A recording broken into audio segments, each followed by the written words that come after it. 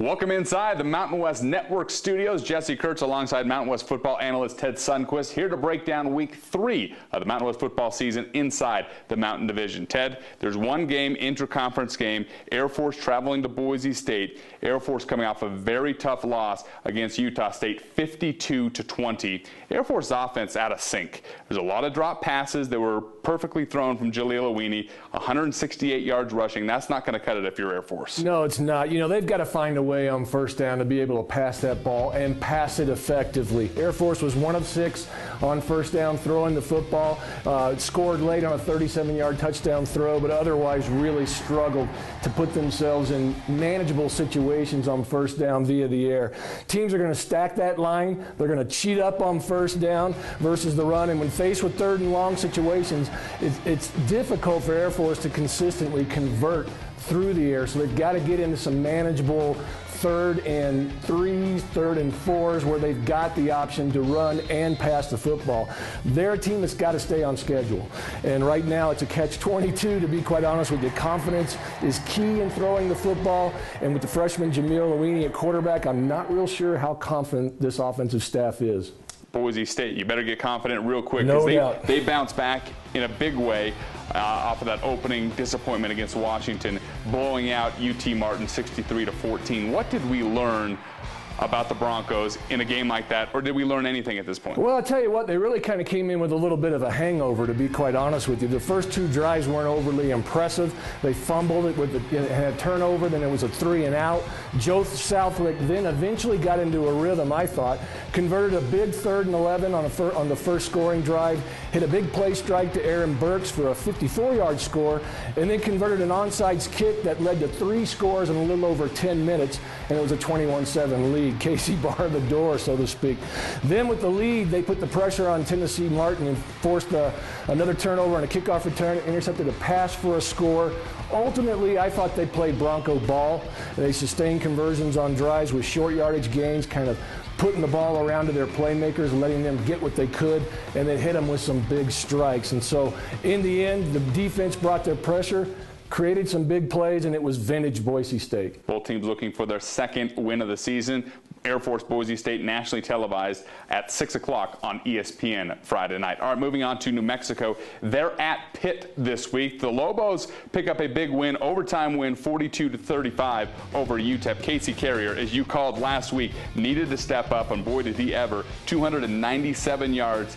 If he gets going, how much of a difference maker is Casey Carrier for the Lobo? We know Bob Davie and that New Mexico staff, they want to run the football first and foremost. They don't really want to have to throw the football. 41 rushes. That tells you right there what the importance was. 291 yards, 4 touchdowns. The week before in the loss against UT San Antonio, 20 times, only 53 yards. Bob Davie knows that they can't consistently stand in the pocket and throw the football. 6 of 17 against UT San Antonio, and that's not been the Lobo MO over the past 2 seasons, like I said. They want to control the clock. They lost that battle in time of possession against the Roadrunners the week before by -4. This week it was +4. The Lobos were last 8 of 10 in total defense last season, #1 in time of possession. So you can see that in order to help that defense, they've got to control the clock, and that's what they're going to need to do against Pitt. Keep that ball out of the Panther offense hands. Lobos lead the Mountain West right now in rushing offense. The Lobos and Pitt Panthers kick things off at 10:30 Mountain Time. That'll be televised by ESPN3 and the ACC Network. Moving on to Colorado State, they're taking on Cal Poly this week. CSU 0-2 right now. They lost to Tulsa, a heartbreaking loss. The Rams now have had leads in the second half against the University of Colorado and Tulsa, lost both games. How did they close the deal? Yeah, it's a mindset, to be quite honest with you. Coach McElwain's got to convince them that they've got to expect to be in that situation each and every game. And once they do, I think that they'll be able to execute a little bit better. The Rams had 4 possessions that all ended in a 3 and out or a 3 down series. 6 rushes for only 5 yards, 3 of 5 passing for 16 yards. Defensively, they gave up big plays of 17, 13, 15, and 45 yards in the game-winning drive. Garrett Grayson's a junior quarterback, Chris Woke, senior running back. They've got to make plays, and that offensive line has got to take charge. Again, it's an overall mindset. It comes with confidence. I think the Rams will get there. Rams back in Fort Collins at Hughes Stadium, the opener for Hughes Stadium, where they've won 3 in a row dating back to last season. Going to be broadcast by the Mountain West Network. Kickoff for Colorado State and Cal Poly, 1:30 Mountain Time. Moving on to the Wyoming Cowboys. They host University of Northern Colorado. Cowboys 1-1 thanks to their 42-10 win over Idaho. The wide receivers have been fantastic for Wyoming in the early going, and Brett Smith. Back-to-back games now with 100-yard receivers. First time that's happened since 2004 when Javon Boatnight was the man on campus in Laramie. Yeah, this is a great group. They're not real big, but they're really quick and shifty. They've been with him for quite a while now. They can create separation on their own. They've got excellent depth at the position. Man situations are very difficult for defenses because it's kind of pick your poison right now. Brett is confident with any one of those 4 guys that he's got in that wide receiver group. Dominic Ruffin is the go-to guy right now, but Robert Herron, Tanner Gentry, and Jalen Claiborne all have equally contributed over the course of the first 2 weeks. They're in tune with Brett Smith. Like I said, they've been a big part of the passing attack over the last couple seasons. The leading wide receiver last year was Chris McNeil, who's graduated, but he had 63 receptions. But what's great is you're seeing these guys, these young players, step up and fill the void of that production that was lost. The rest of the group has stepped up, like I said. They've got a mobile quarterback. He keeps them active in their routes. They come back to the football.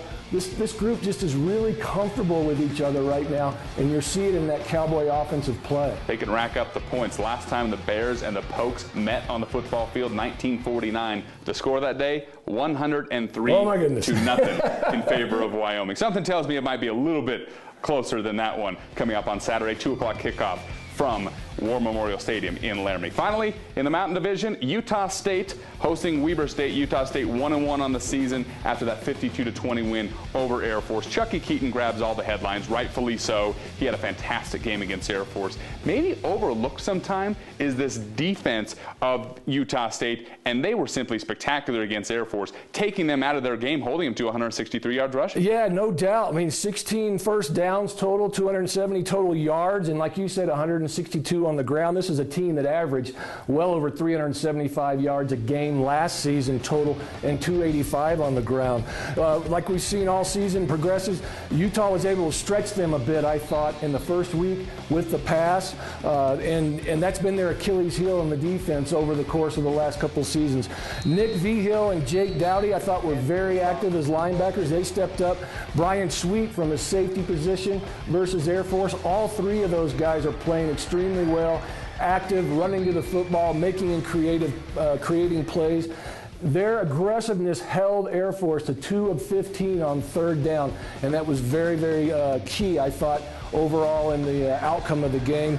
Again, their attacking style defense, and it's a lot of fun to see, this Utah State Aggie football team play as aggressively as they are on defense to counter that offensive attack. Yeah, those linebackers move east and west really well for the Aggies. Utah State back at home. They host Weber State. That game kicks off at 6 o'clock Mountain Time. That'll be broadcast by ESPN3. For Ted Sundquist, I'm Jesse Kurtz. Thanks for logging on to the Mountain West Network.